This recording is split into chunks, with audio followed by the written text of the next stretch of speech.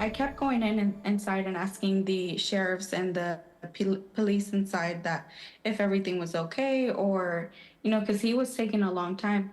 A woman in Robertson County says ICE detained her husband while he appeared in a Robertson County court for a traffic ticket.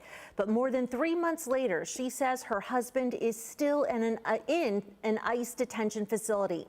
Maria Flores, a U.S. citizen, is now launching a public campaign to get him out, saying ICE is holding her husband and the father of their 2 children unrightfully.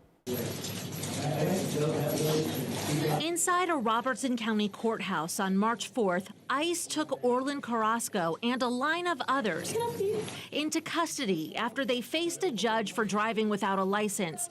After Carrasco paid a fine, his wife, Maria Flores, says ICE detained him. An officer asked them to step into another room when they had told them, "You're being arrested now."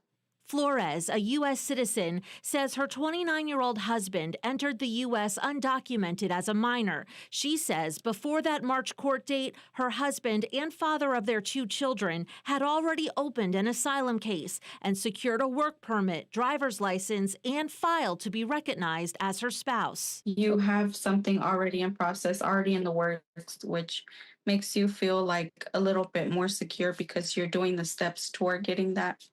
But obviously not.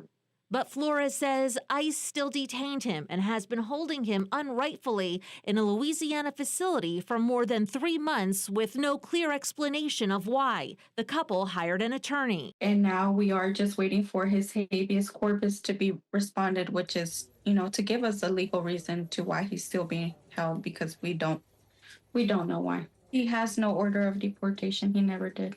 He doesn't have any criminal charges. He's not a criminal. But to enter the U.S. undocumented can and should mean consequences, according to those who support the Trump administration's ongoing crackdown on illegal immigration. So it's a big culture shift in our nation to view someone who breaks our immigration laws as a criminal, but that's exactly what they are. Flores is now working to gain public support for her husband's release, holding a vigil this Wednesday in Robertson County, where they live. I told him that I would do everything in my hands that I could to help him and for him to be released, which is my goal right now. And Flores says a different judge also already closed her husband's case from when he entered the U.S. as a minor, so she says he would not be deported over that. We did reach out to the Department of Homeland Security and have not yet heard back. Once we do, we'll certainly keep you updated.